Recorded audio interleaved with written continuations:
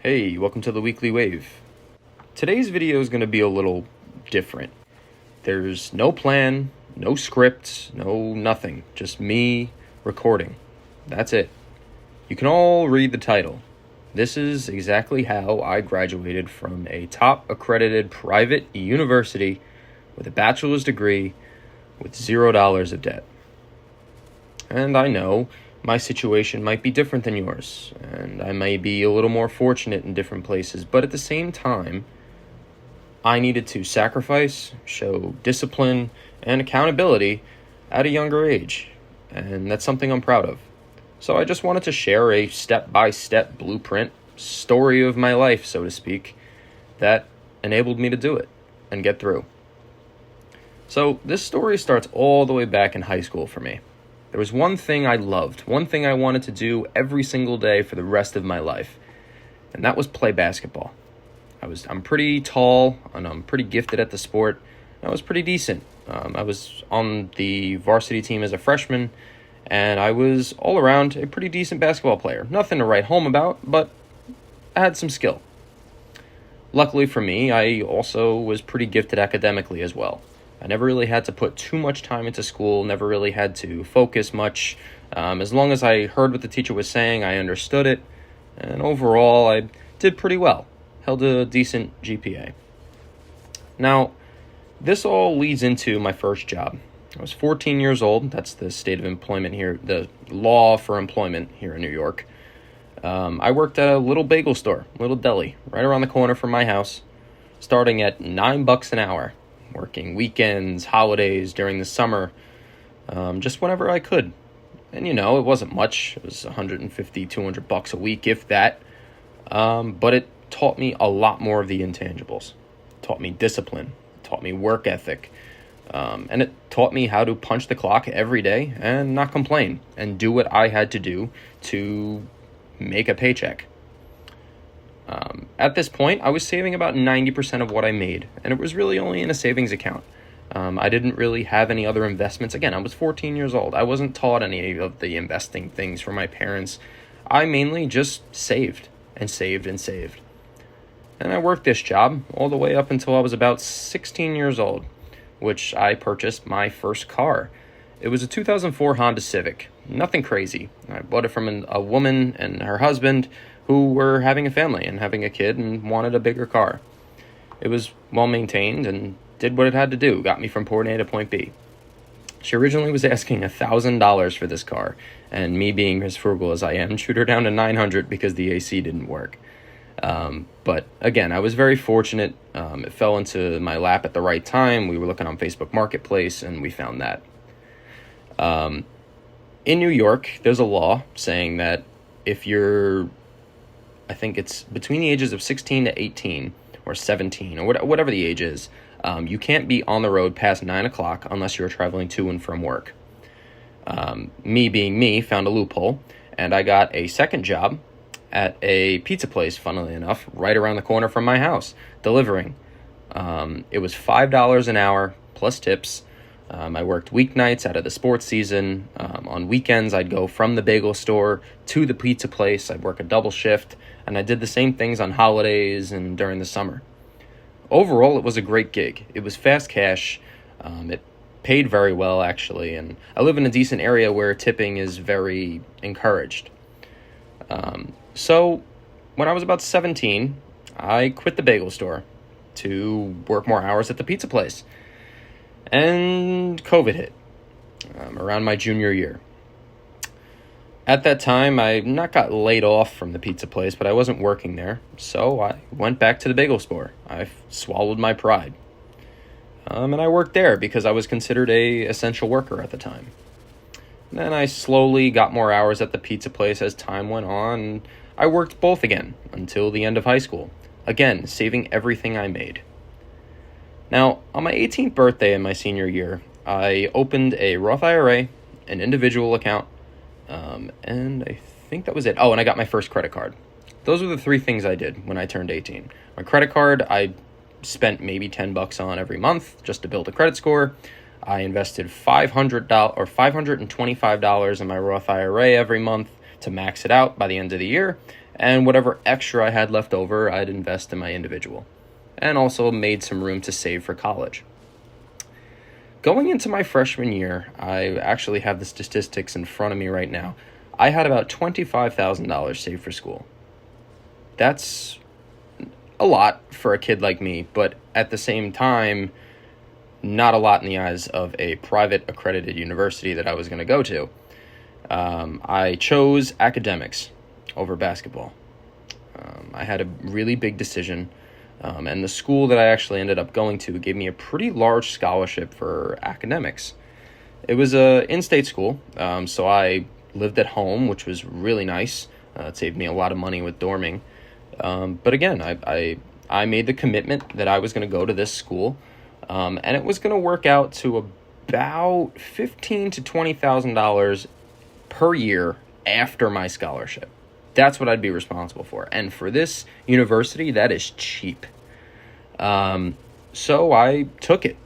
And my freshman year was the fall of 2021.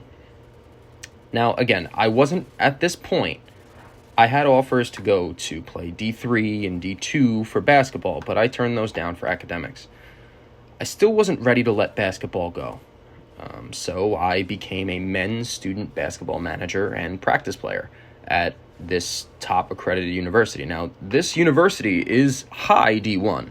Like their basketball team is no joke. So I looked at this as a 1 in a million opportunity and a great experience, which it was. I was able to travel with the team, get to know the players. I was on their private jets. Like, it was great. But at the same time, it was a lot of work for horrible pay. We actually weren't paid. We'd get a once a year tuition grant towards our bill, which at the time I thought was great. But when I saw after the first year of working that I only got $1,000 towards my school, I was left with a sour taste in my mouth. So needless to say, all around, being a manager was a great experience, but I needed to do something else if I wanted to get out of school with no debt, which was my goal going into college. Now, this brings us to my sophomore year of college, arguably the semester that everything changed. I realized that managing wasn't for me. I didn't see my life going down that route. I eventually wanted a family. At this time, I had a very stable girlfriend. We've been dating since sophomore year of high school. And I just knew that I didn't want to live my life on the road. So I stopped, and I made a big decision that year to not give up basketball, but put it on the back burner. I got a part-time job doing accounts payable at a plumbing and heating company for about $20 an hour. I'd work the days that I wasn't going to school, because at this point I was still doing in-person schooling for 5 classes. So I try to schedule all my classes on the same day, so that way I can work more and make more money. At this point, I was still saving and investing about 90% of what I made. I was still investing about $525 at the time, because at the time $6,500 was the Roth IRA limit. And I was still investing in my individual, saving for more school, and paying down the quote-unquote loans that I had. And I was in pretty decent shape. But I wasn't going to hit my goal. And me personally, I hate failing at goals that I set for myself. So I swallowed my pride and got a job working for UPS at a warehouse at the same time as my part-time job in accounts payable and going to school. It was nights. It was about 6 to 10 p.m. And I knew that I could fit it in. It was 5 nights a week, so it was a part-time, full-time job, I guess you could say. It was every night. But the main factor that drew me there was their tuition reimbursement program.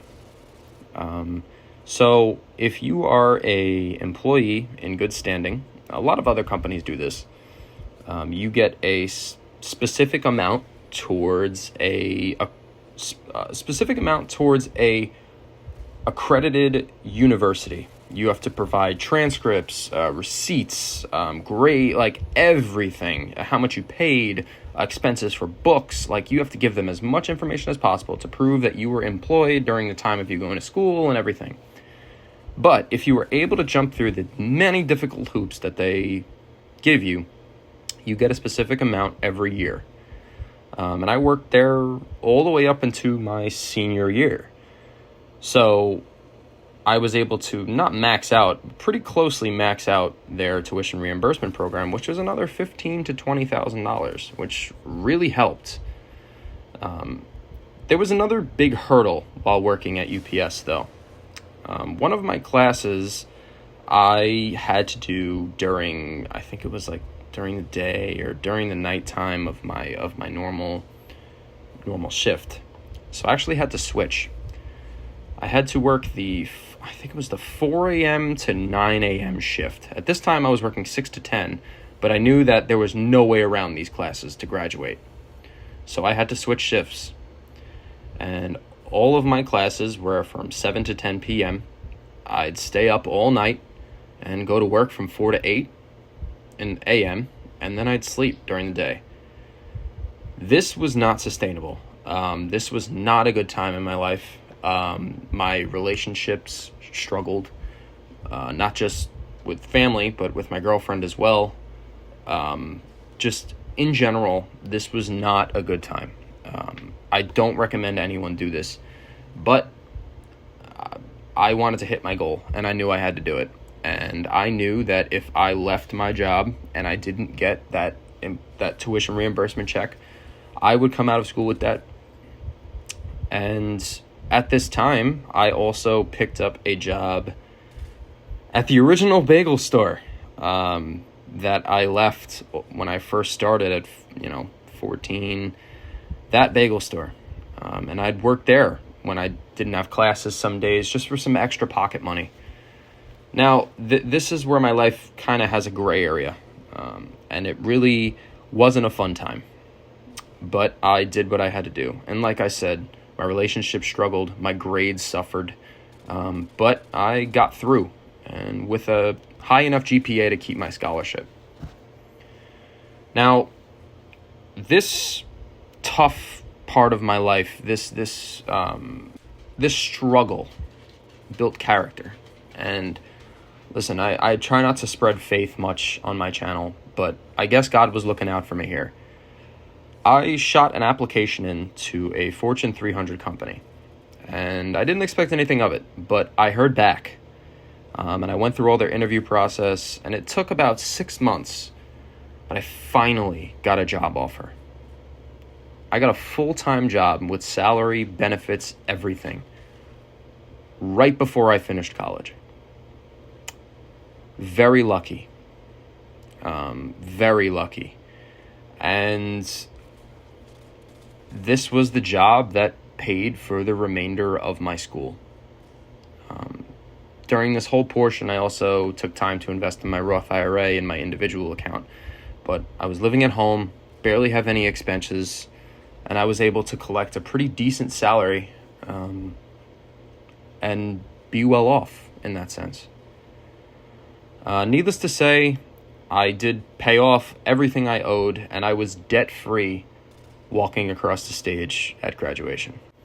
It's surreal to say, but it's an accomplishment that I'm truly, truly proud of.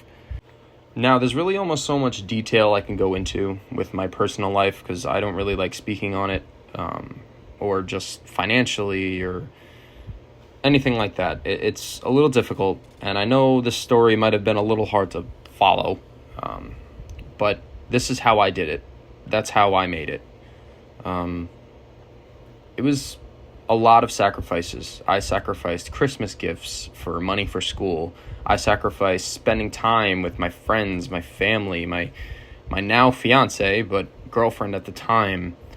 I sacrificed not meeting a lot of people on campus because I just go to school and go home because I had to work. I missed not being as involved on campus. I was a part of an honors program just because of my grades, but I never could go to any of the events. I never could learn anything from other speakers, nothing. I literally went to school, took tests, and went home. But there are a lot of lessons that can be learned from me. The first one is work ethic it starts early. And I never really knew this until I got my first job and I walked through the door for the first day. Second is that discipline with money matters more than your income.